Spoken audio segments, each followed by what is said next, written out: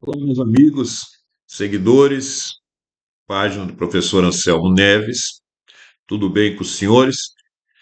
Esse vídeo eu vou estar falando sobre um, um assunto que está acontecendo hoje em dia, um evento que está acontecendo, né, nesses dias, que são os tais bloquinhos de carnaval e os desfiles de escola de samba, né?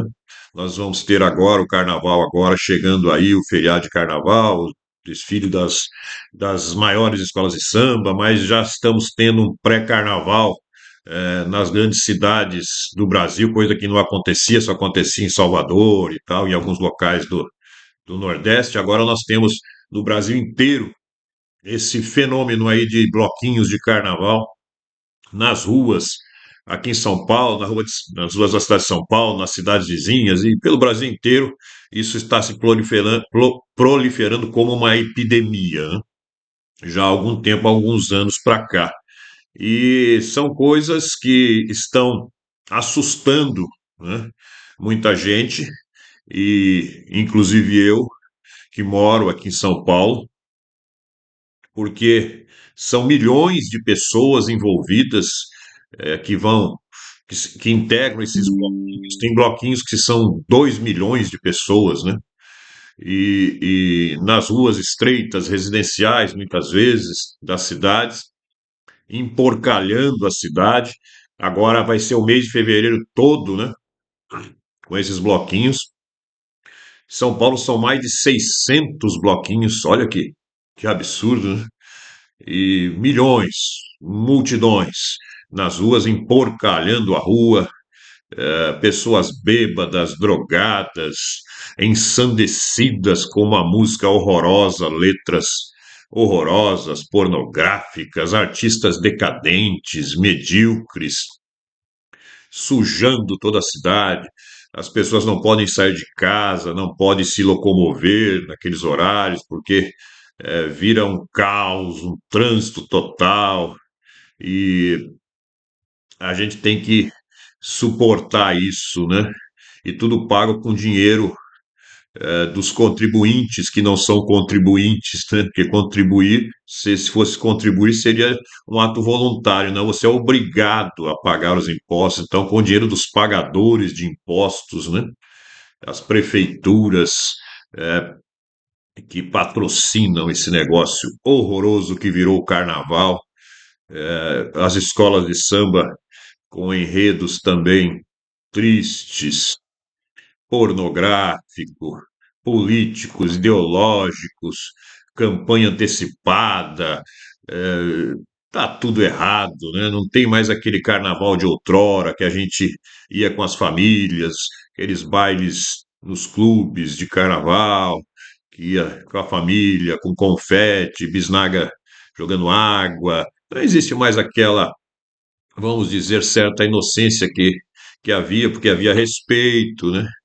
E mesmo com seus problemas, mas a grande parte das pessoas que participavam tinham respeito, eram famílias, crianças, mulheres, casais, e as escolas de samba tinham samba enredo com letras decentes, né, que falavam da natureza, falavam do amor, romance, falavam da escola de samba, da história da escola de samba, ou alguma coisa da história do Brasil. Enfim, tá uma nojeira total isso aí. Você que tem filho, filha, não deixe participar disso não, porque isso aí tá horroroso, né? Isso, muitas vezes, as pessoas comentam e mencionam, tem muito a ver com aquele negócio de pão e circo, né? Algumas falam sem saber nem o que é, né? Mas é, essa filosofia do pão e circo, essa estratégia do pão e circo, ele é usada pelos governos corruptos e que não querem que o povo preste atenção no que realmente está acontecendo. Esse conceito de pão e circo vem lá da Roma antiga, né?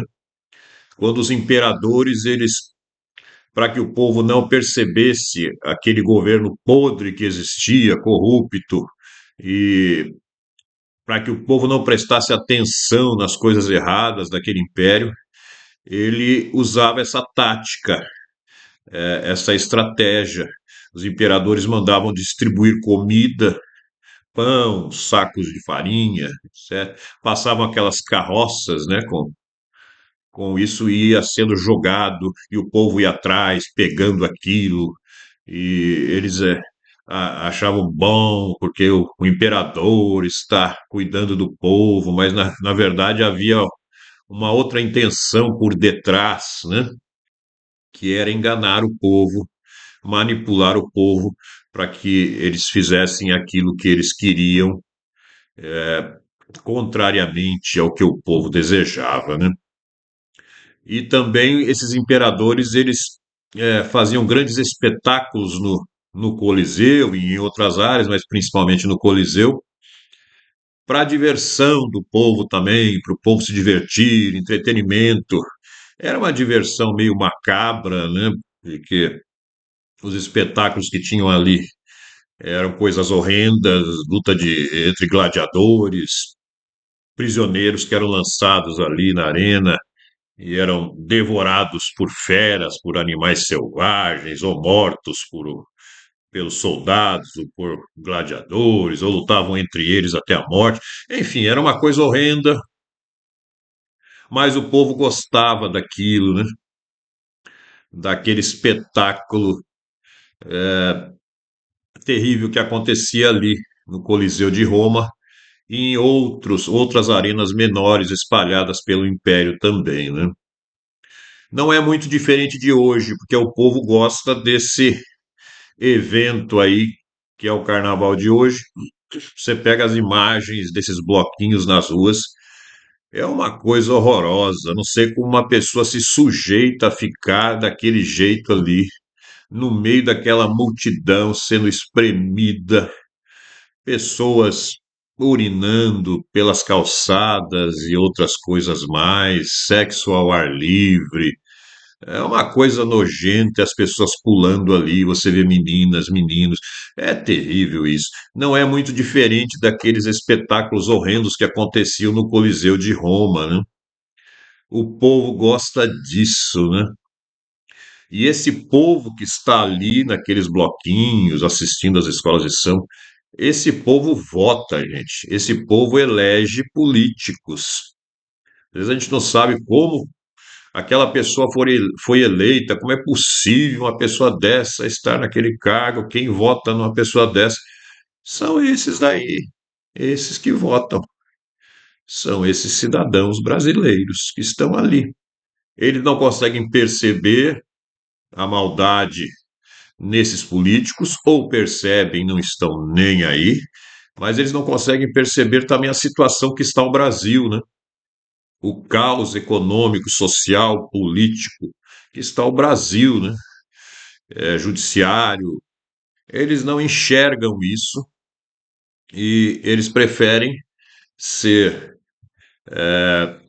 enganado, ser enganados pelo pão e pelo circo. Eu não consigo entender isso, viu? Eu estava pegando alguns dados de como está o nosso Brasil e é assustador, né? Eu anotei aqui, olha, na saúde, 90 milhões de pessoas no Brasil não têm coleta de esgoto. O esgoto está a céu aberto. 33 milhões não têm água tratada. A água que vem para a pessoa poder beber. Não, a água vem sem ser tratada, ou seja, suja, imprópria, né? Nós temos na área da segurança, por ano, 44 mil mortes violentas que não são solucionadas. Na educação, que é a minha área, nós temos aí os índices, nós estamos sempre nas piores colocações. 7 entre 10 alunos não sabem fazer as 4 operações básicas de matemática. Da mesma forma, em língua portuguesa, não conseguem também interpretar um texto, não conseguem escrever corretamente, gramaticalmente correto. não tem conhecimento de ciências, de geografia e de história. 8 entre 10 alunos do ensino médio não sabe quem descobriu o Brasil, não sabe a data, não sabe quem proclamou a República, não sabe quem foi que deu o grito do Ipiranga, não sabe quem foi D. Pedro II, D. Pedro I, D. João VI, não sabe quem foi Rui Barbosa, não conhece os clássicos brasileiros, Machado de Assis, enfim. Nós temos uma situação no Brasil de caos total. E essas pessoas que são vítimas também disso, elas estão nas ruas pulando ensandecidas nesses bloquinhos e assistindo esse espetáculo horrendo das escolas de samba atuais. É o pão e o circo.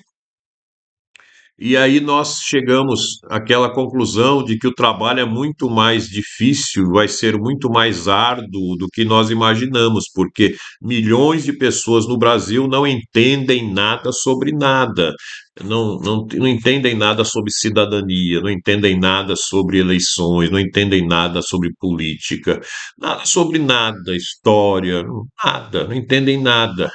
E como é que nós vamos mudar esse país, tornar esse país uma nação livre, forte, democrática, com milhões de pessoas que não conseguem sequer fazer uma operação básica de matemática, não sabem interpretar um texto, não conseguem entender nada. Então, a mentalidade média do brasileiro está muito abaixo do que deveria ser. Então, por isso, a importância da formação de novos cidadãos, novos conservadores, e essa é uma responsabilidade dos conservadores mais experientes, mais antigos, dos pais, das famílias, porque a juventude do futuro, ela é formada pelos adultos de hoje. Então, você tem que ensinar o seu filho, você tem que educar a sua filha, os seus netos. É no ambiente familiar que a educação acontece de verdade. A escola só vai complementar depois com outros conteúdos. E o professor vai tentar também fazer o que você não fez em sala de aula, mas para ele é muito mais difícil, não é? Eu, muitas vezes, ensinava em sala de aula valores, princípios, né? Ideias que iriam formar o caráter daquelas crianças e adolescentes. Mas isso tem que ser feito em casa, pela família, pelo pai, pela mãe, pelo vô, pela avó. Não podemos negligenciar esta responsabilidade que é nossa. A responsabilidade de educar os filhos é dos pais, é da família. Essa multidão está aí pulando como malucos desvairados porque não tiveram nenhuma orientação familiar. Estão jogadas ao léu e elas só entendem o pão e o circo e se contentam com essa mediocridade. Nós temos que mudar isso. Então, faça a sua parte. Faça a sua parte. Ensine os seus filhos, eduque os seus filhos, alerte-os para os problemas atuais do Brasil. Fale sobre a situação que nós vivemos em casa e tente de todas as formas fazer com que eles entendam o que nós vivemos, o que espera se nós não fizermos a nossa parte, como será o futuro se nós não fizermos a nossa parte. Faça isso, mesmo que não haja a reação esperada, faça a sua parte, porque os jovens precisam disso. Há uma geração de jovens conservadores surgindo, isso é muito bom. Temos aí jovens políticos como Nicolas, como Geyer, como Marcel Van Hatten, surgindo, não é? E outros, mas precisamos formar mais. E aí entra o ensino dos valores e princípios judaico-cristãos, né? Os princípios morais que são universais, né? O ensino sobre política, sobre história, aquelas coisas elementares que as pessoas têm que saber. Você pode fazer isso em casa, tá bom? Não espere que a escola faça isso, porque muitas vezes ela não faz, porque a escola também está tomada, né? E há muita doutrinação ideológica. Existem ainda excelentes professores, mas também existem estes que doutrinam. Então faça a sua parte em casa também, né? E comece a ensinar os seus filhos para que ele não esteja no meio do bloquinho lá e lá na escola de samba, nesses espetáculos horrendos, nesse círculo horrendo, e não se contente com o pão que é entregue hoje através desses auxílios sociais, né? Nós temos no Brasil 13 estados do Brasil que tem mais gente no Bolsa Família do que registrado em carteira. Impressionante, né? Pessoas que vivem do Bolsa Família e não trabalham, muitas porque não querem. Então, e aí vem auxílio de todo tipo, né? Na educação, por exemplo, na escola, os alunos têm mochila dada pela prefeitura. Não é que é dada, nós todos pagamos isso, né? Mas o pai não precisa comprar. Mochila, material, tênis, uniforme, óculos, transporte para ir para a escola, alimentação na escola, refeições, duas, três refeições. Tudo isso é fornecido aos pais e eles não têm despesa alguma nisso, a não ser os impostos que ele paga também, né? Mas ele nem pensa nisso. Ele acha que é de graça aquilo que está dando para ele. Mas esse tipo de coisa, estas ações do Estado, né, elas ajudam a formar aquela mentalidade na população de que o governo é muito bom, de que o Estado é muito bom, que está ajudando os pobres. É o pão, né, do conceito pão e circo, né? Então, eles não prestam atenção naquilo que é importante, no que está de podre naquela prefeitura, naquele governo, e se contentam com isso que é dado a eles, entre aspas, né? E eles acham que está tudo certo, está tudo bem, né?